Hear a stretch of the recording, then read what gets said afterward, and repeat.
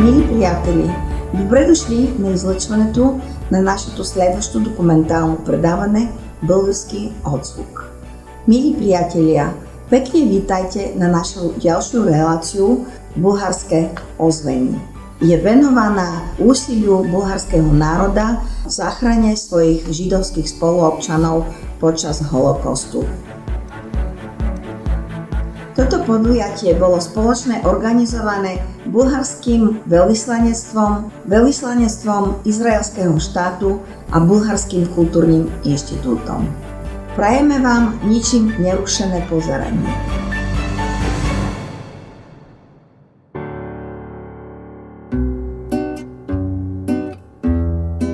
Primaciálny palác v Bratislave bol v minulosti neraz dejiskom podujatí medzinárodného významu. Tak tomu bolo aj v marci 2023, keď sa zišli priatelia Bulharska a bulharskej kultúry na Slovensku, ktorí očakávali plnohodnotný koncert. Predovšetkým ako pripomienku na historickú udalosť v moderných dejinách Bulharska spätú so záchranou bulharských Židov pred transportom do nemeckých koncentračných táborov. Záštitu nad podujatím prevzali mimoriadni a splnomocnení veľvyslanci Bulharska a Izraela. Zo zahraničia prišlo vyše 20 veľvyslancov a delegátov krajín, nielen z Európy, ale aj zo zámoria.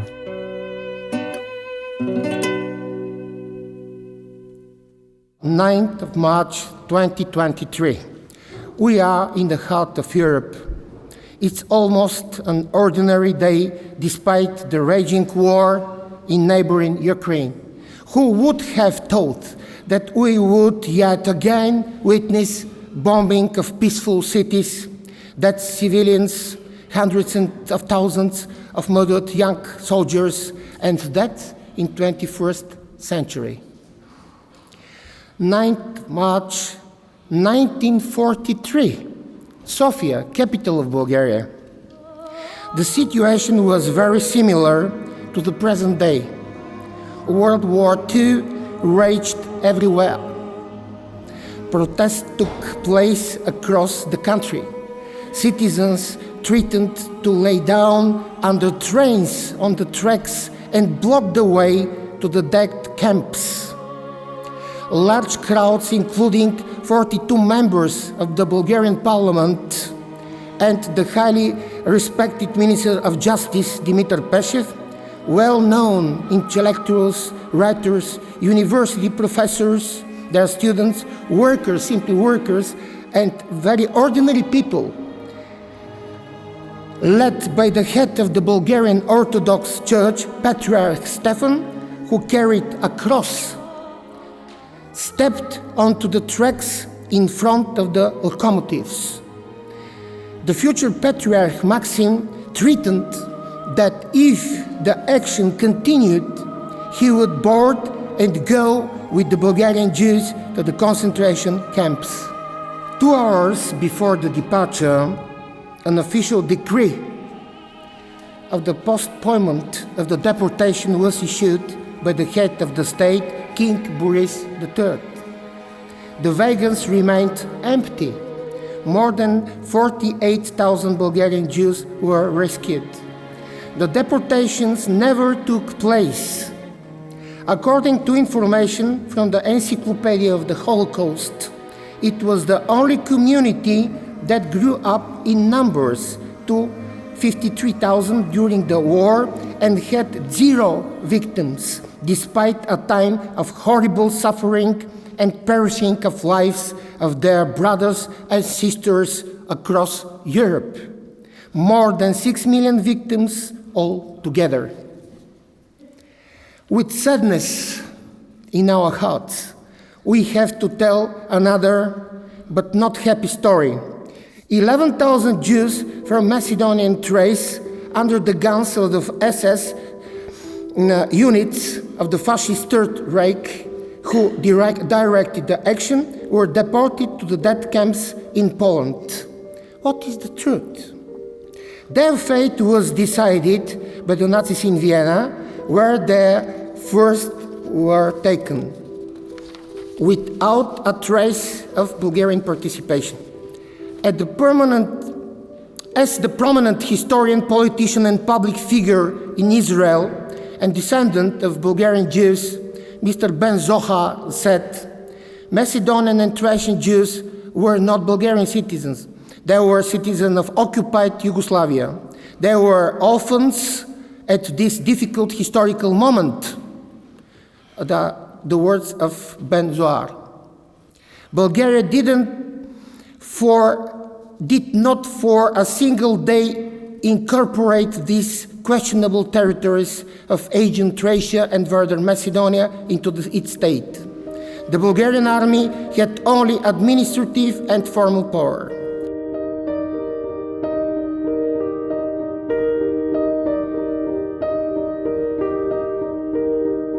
Bulgaria had the courage to say no to deportation and yes to human dignity, yes to friendship, yes to freedom, yes to high moral values, yes to love and wisdom. We hold dearly a sincere belief that what happened in the World War II should never happen again.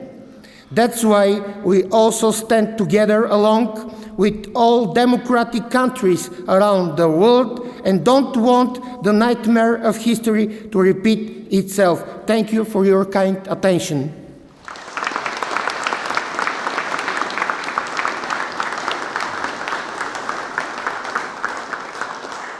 Dear guests, I would like first of all to thank you all for coming today to this important event. I would also like to thank my good friend, Ambassador Vasil Petkov, and his team for organizing this event. This year marks the 80th anniversary of the rescue of the Bulgarian Jews during World War II. This fascinating rescue story represents an important milestone in the relationship between our two nations.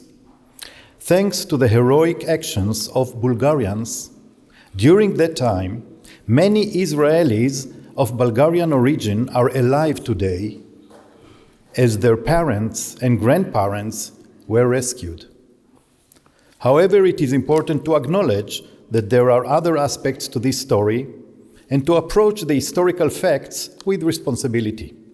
While it is true that Bulgarians demonstrated bravery and stood up against the Nazis, there were also steps taken to limit the rights and the way of life of Jewish people. Furthermore, more than 11,000 Jews were deported to death camps from areas controlled by the Bulgarian government in Thracia and Macedonia. Israel and Bulgaria share a deep friendship and partnership with a long heritage of Jewish life in Bulgaria. In Israel, a thriving community of Jews of Bulgarian origin takes pride in this heritage, which serves as a bridge between our two nations. The relationship between Israel and Bulgaria is excellent and covers a wide range of fields, including bilateral cooperation in the economic and the cultural spheres. This cooperation continues to widen, and we are committed to strengthening it even more.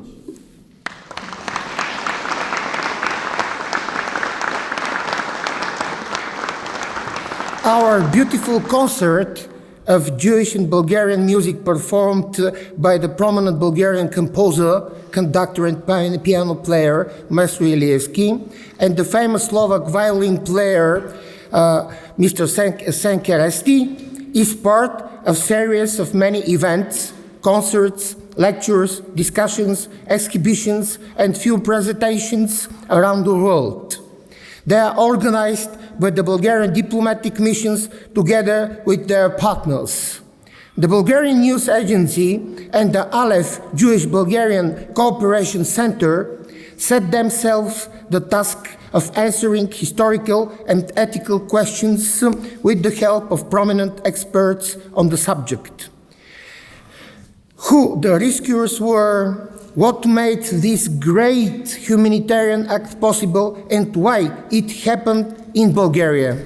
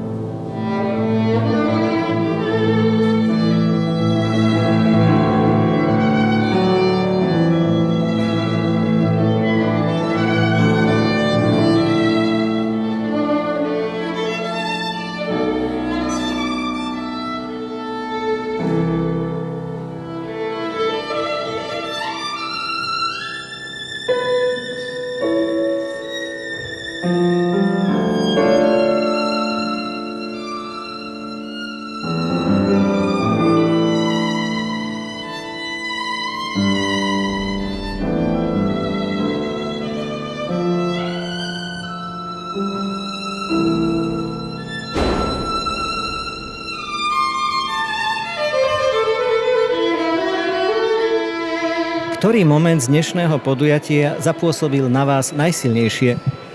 Ja mám povedať, že nie je to tragédia iba jedného národa, ktorý má smutok iba jeden národ. Je to tragédia pre celé ľudstvo a je dobré, že ľudia, ktorí reprezentujú krajiny, to podobné veci organizujú. A čo sa mi najviac páčilo, bolo rečou, ktorú povedal pán veľvyslanec z Bulharska. Jeho excelencia veľmi emocné a hlboko vyjadrila tú bolesť, ktorú prežíva dosť veľa ľudí a vyjadrila hrdosť za svoj národ, ktorý ukázal, že ľudskosť je väčšia ako nenávisť, že láska je väčšia ako nenávisť.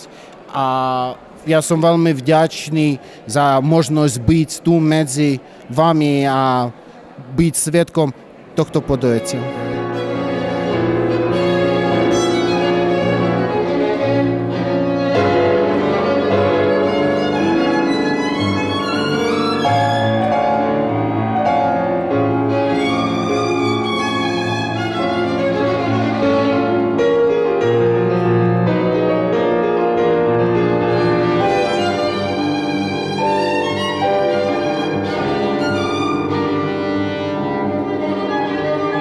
Dnes sa tu uskutočnilo naozaj zaujímavé podujatie. Ako vnímate spoločenské súvislosti tohto podujatia?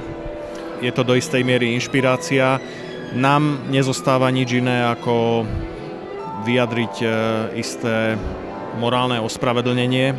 Považujem to za našu povinnosť a musím povedať, že tak vláda Slovenskej republiky, ako aj parlament verejne sa ospravedlnili a vyjadrili ľútosť nad tým, čo sa stalo židovskému obyvateľstvu počas Druhej svetovej vojny na území Slovenska.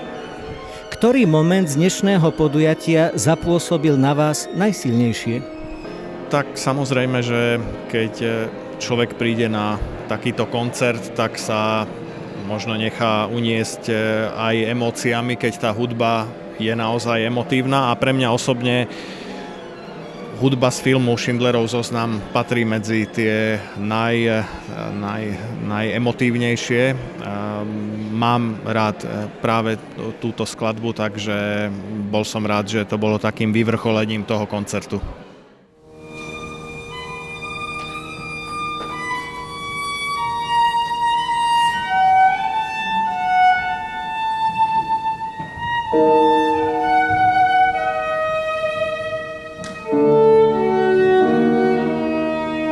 Slovakia and Bulgaria are different relations, but still the question is relevant because we have very good relations with both Slovakia and Bulgaria, and we have also common past with both countries.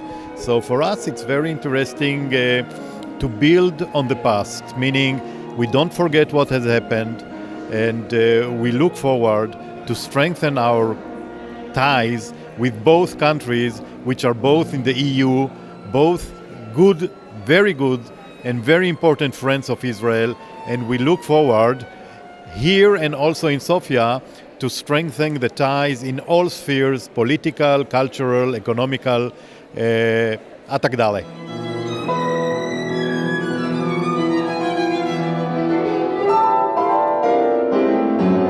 Right now, excitement, appreciation for the Bulgarian embassy and the people. He's also a friend of my husband, so and it's very sad. But after I think it's so important what they do, and I think our eyes are to the future. Not to the past. We learn from the past. I mean, it's nothing original what I'm saying, but we really look the future, and our relationships with Bulgaria is so good. And we hope to continue it forever. Bom, as coisas que me impressionaram hoje nesse evento, primeiro, a qualidade de tudo,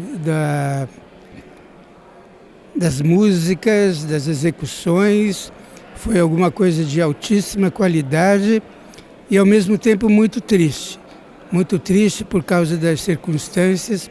Então, ao mesmo tempo em que nós ficamos muito tocados assim, de uma maneira positiva com a qualidade das interpretações, das músicas, nós ao mesmo tempo ficamos muito impressionados com a tristeza de tudo que estava sendo lembrado nessas execuções musicais.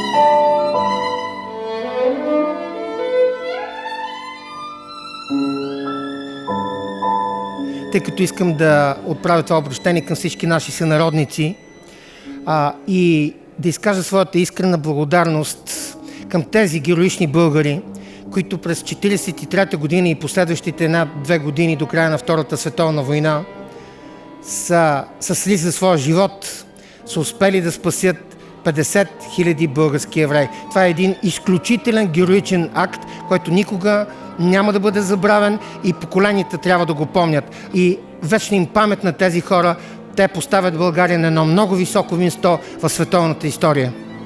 Ako vnímate politické kontexty a dôsledky v súvislosti s tým, že sa vám podarilo takéto pekné podujatie? Благодаря ви за втория въпрос. Днешното събитие не е случайно. Това е събитие, което идва от нашите души и от нашите сърца. Не е случайно, че се провежда в Словакия, наша изключително близка приятелска държава.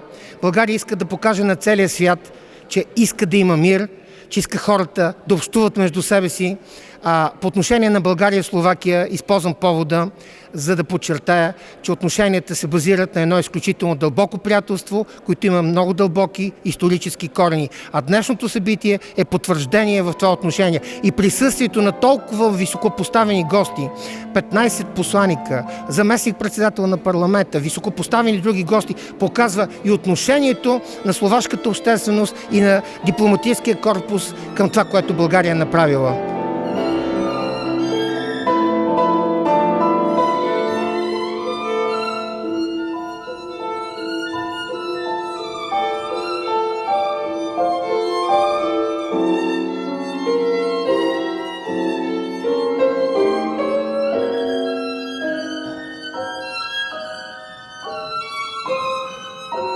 Dnes sa uskutočnilo podujatie, ktoré sa viaže tematicky k Bulharsku. Ako vnímate spoločenský kontext? Nenadarmo sa hovorí, že história je učiteľkou a to, čo dokázala bulharská, a nepoviem len elita, lebo boli samozrejme v tých, ktorí konali pred 80 rokmi, aby zastavili rozhodnutie o transportoch Židov do plynových komôr, presne vzaté, boli nielen profesori a minister spravodlivosti a poslanci, ale boli to i prostí Bulhari. Boli to i predstavitelia, vrcholní predstavitelia bulharskej pravoslávnej cirkvi, ktorí sa židovských spoluobčanov zastali a zachránili ich.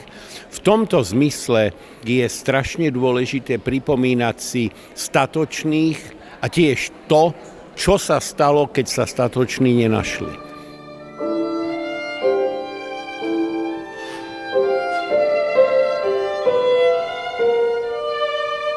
Keď vznikla táto idea, že zorganizujete toto podujatie, s akými odozvami ste sa stretali? Значи това събитие е много важно в тази годишния календар. Аз всеки ден контактувам с българите, които идват в посолството. Освен това контактуваме по телефона с помощта на института и с помощта на българското училище успяхме да го популяризираме това събитие сред българите и както видяхте, посещаемостта беше огромна. За пръв път имаме абсолютно пълна зала, така че съм много доволна от това нещо, което се случи. Dnešný večer bol naozaj plný rozmanitých silných momentov. Ktorý tak najviac utkvel vo vašej mysli? Najviac ma oslovil ten príbeh hrdinstva bulharského ľudu, pretože takéto hrdinstvo je asi vo svete jedinečné. Ja som si to premietala do dnešného 21. storočia a možno aj do našich geografických končín, ako by sa ľudia zachovali dnes. A okrem toho silná emócia bola aj hudba, nádherný koncert, za ktorý veľmi pekne ďakujem. A takéto emócie vedia vyvolať iba dve veci, a to sú hudba a knihy. Vy ako Bulharky, ktoré ste boli prítomné tu dnes, čo to vyvolávalo, aké pocity? За мен това беше изключително събитие. Днешната вечер ми припомни миналото от българската история, един изключителен момент, на който е благодарност и на признаване, един момент на човещина от страна на българската църква.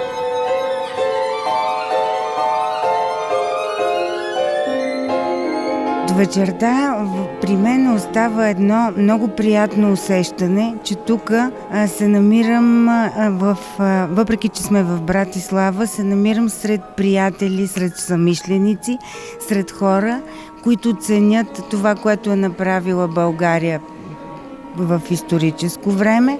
Тази вечер ми беше много приятно да слушам този хубав концерт.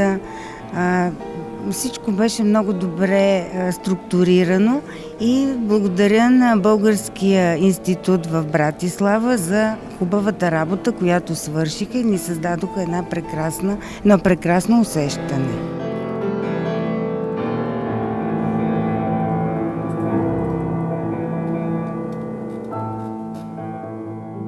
Skladby, ktoré tu dnes odzneli, prečo ste sa rozhodli práve pre tento repertoár?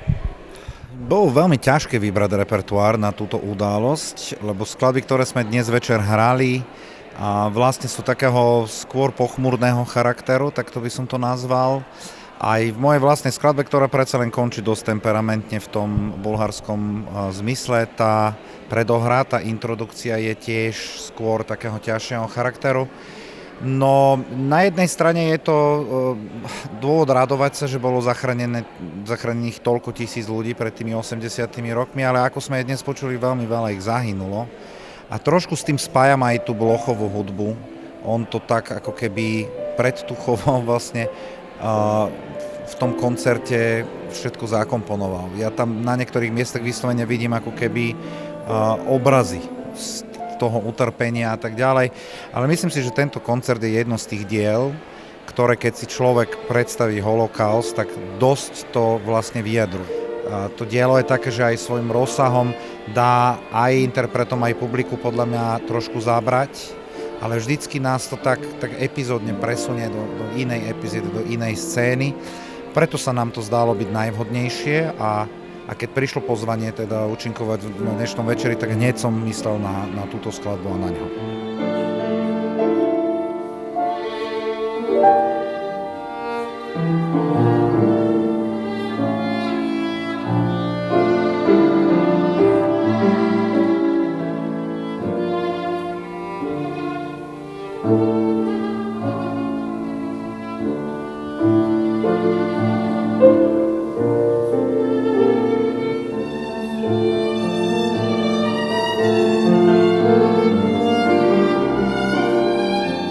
Kosťom Ilievským som Blochov repertoár cvičil, nakoľko to bola téma mojej dizertačnej práce na Vysokej škole muzických umení a tak sme zužitkovali tento náš repertoár k tomuto krásnemu pozvaniu.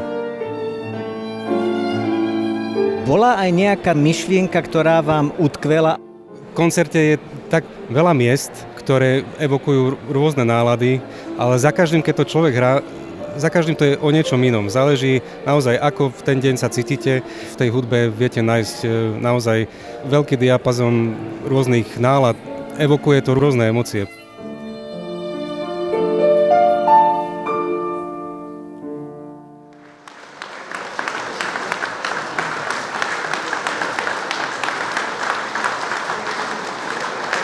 Niektoré pasáže ste precítene hrali a v slede tohto podujatia, čo by sa dalo ešte povedať?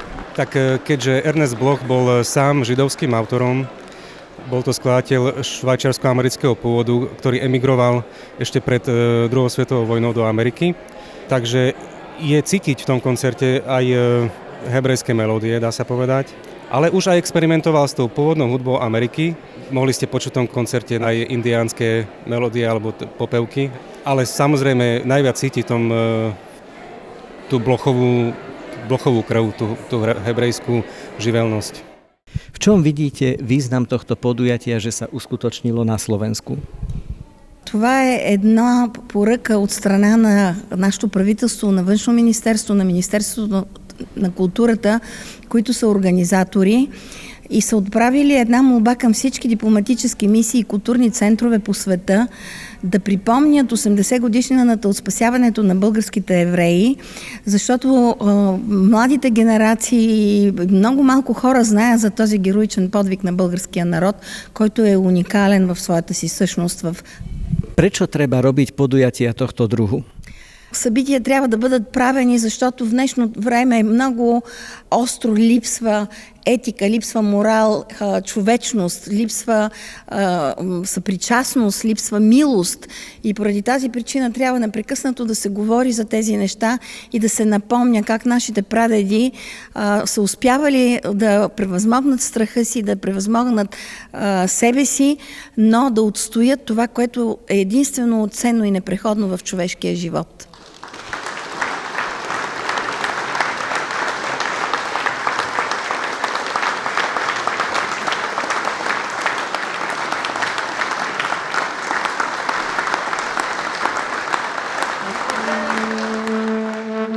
Pripomenieme si aj súvisiace podujatie z leta 2023, ktoré zorganizoval Bulharský kultúrny inštitút v Bratislave na Slovensku.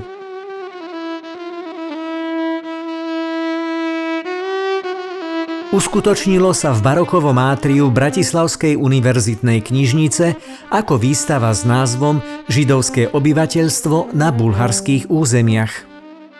Expozícia pod záštitou prezidenta Bulharskej republiky Rumena Radeva sprostredkúvala svedectvá zo života židovskej komunity v Bulharsku tak, ako sa tieto zachovali v archíve Národnej knižnice svätého Cyrila a svätého Metoda v Sofii. Podujatie nadväzovalo na národný program spomienky na 80. výročie záchrany bulharských Židov zo strany bulharského štátu a bulharskej verejnosti počas Druhej svetovej vojny.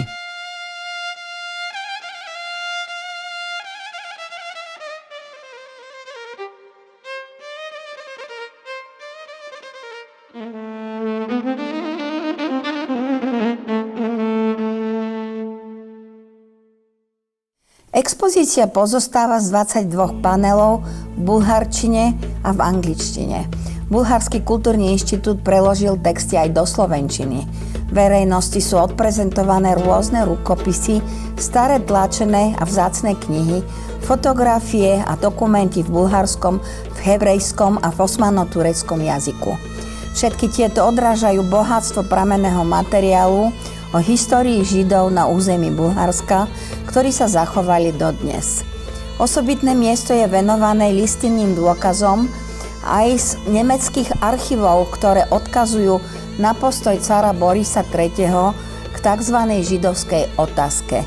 Cenu Spravodlivý panovník amerického židovského kongresu Plameň života udelil jeho veličenstvo carovi Borisovi III., záchrancovi bulharských židovských občanov.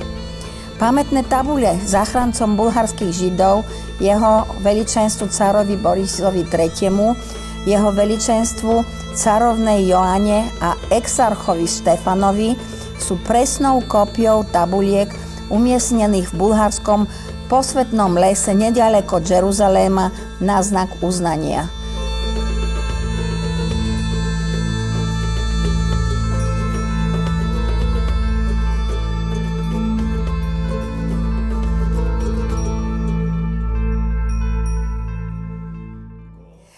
A teraz by som chcela povedať niečo od seba. V Biblii je napísané, že keď urobíš dobro, nesmieš sa tým chváliť. Niekto si môže myslieť, že tieto podujatia robíme, aby nám niekto bol vďačný. Ale není to tak. Robíme to kvôli nám samým a kvôli našim budúcim generáciám, aby nezabudli, aké kvality má náš národ, aké vzácne a dôstojné sebavedomie má a to môže nás posúvať dopredu v živote.